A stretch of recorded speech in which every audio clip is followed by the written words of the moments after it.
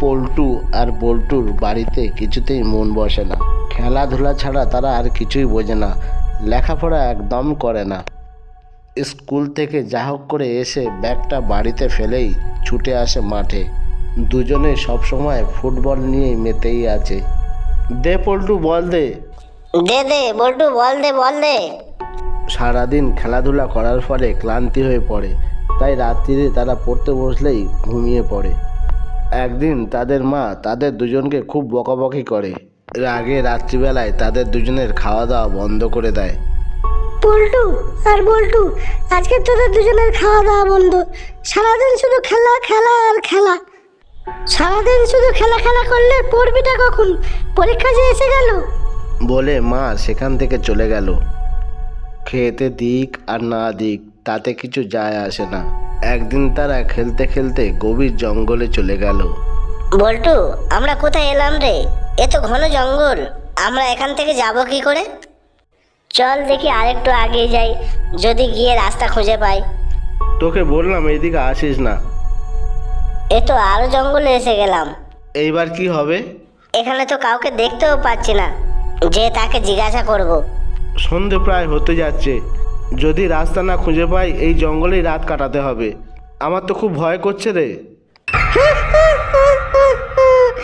এত ঘন জঙ্গলে তোরা কারা রে? তোদেরকে আমি খাবো। আমি অনেকদিন মানুষের রক্ত খাইনি। বাবা, আমার খুব আনন্দ হচ্ছে, আমি মানুষের রক্ত খাবো। আমাদেরকে ছেড়ে দাও, আমরা এরকম ঘন জঙ্গলে কোনোদিন আসবো না। আমাকে আমাদের বাড়িতে পাঠিয়ে দাও, আমি আমার মার কাছে যাব। ও মা, মা তুমি কোথায়? মা গো, আমাদের তুমি ছেড়ে দাও। আমরা আর কোনোদিন এই জঙ্গলে আসবো না গো, আমাদেরকে এইবারের মতো মাফ করে দাও। মাপ? মাপ আমি করতে জানি না। আমি অনেক দিন ধরে ক্ষুধার্ত, আমি তোদের রক্ত খাবো। আমার আয়ত্তে তোরা আছিস, তোরা এখান থেকে সহজে যেতে পারবি না। তোদেরকে আমি বন্দি করে রাখলাম। চল বল্টু পালাই, ডাইনি চলে গেছে। চল চল পালাই, চল পালাই চল। চল চল ওই দিকটা পালিয়ে যাই। এই কোথায় পালাবি? আমি অদৃশ্য হয়েও তোদেরকে দেখতে পাচ্ছি, আমি এইখানেই আছি। পালাবার একদম চেষ্টা করবি না, পালালেই এক্ষুনি ঘাড় মুটকে দেবো রেগে গিয়ে।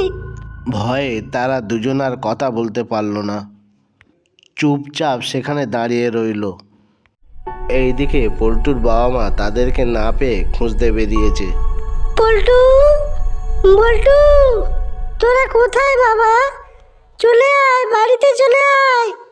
ওইদিকে হঠাৎ করে একটা বাঘ তাদের সামনে আসতে তারা খুব ভয় পেয়ে গেল। বাঘ এসে বলল, তোমরা ভয় পেও না, আমি তোমাদেরকে সাহায্য করব। তখন পল্টু বলল, আমাদেরকে যত তাড়াতাড়ি সম্ভব বাড়িতে পাঠিয়ে দেওয়ার ব্যবস্থা করো। আমাদের বাবা মা আমাদেরকে না দেখতে পেয়ে হয়তো কাঁদাকাঁদি করছে। তখন বাঘ বলল, তোমরা কোনো চিন্তা করো না, আমি সময় মতো তোমাদেরকে বাড়ি পৌঁছে দেবো। পল্টুর বাবাও ডাকাডাকি শুরু করলো, কিন্তু কোথাও পল্টুর আওয়াজ শুনতে পেল না। আমার কি হলো গো? আমার ছেলেরা কোথায় চলে গেল গো? ও বল্টু, ও বল্টু, আর তোদের আমি কোনোদিন বকবো না, তোরা বাড়িতে ফিরে আয়। এই দেখো, কেঁদে আর কি হবে, ওদেরকে তো খুঁজে বার করতে হবে। চলো আমরা ওই সাইডটা দেখি। তাই চলো, তাই চলো। ঠিক সেই সময় বাঘটা তাদের সামনে চলে এলো। তারা বাঘকে দেখে ভয় পেয়ে গেল। বাঘ তাদেরকে বলল, ভয় পেও না, পল্টু কোথায় আছে আমি জানি। কোথায় আছে বাঘ ভাই? আমাদের ছেলেরা, তুমি একটু আমাকে বলে দাও। তোমার ছেলেদের ডাইনি ধরে রেখেছে, ডাইনির হাত থেকে বাঁচাতে সময় লাগবে।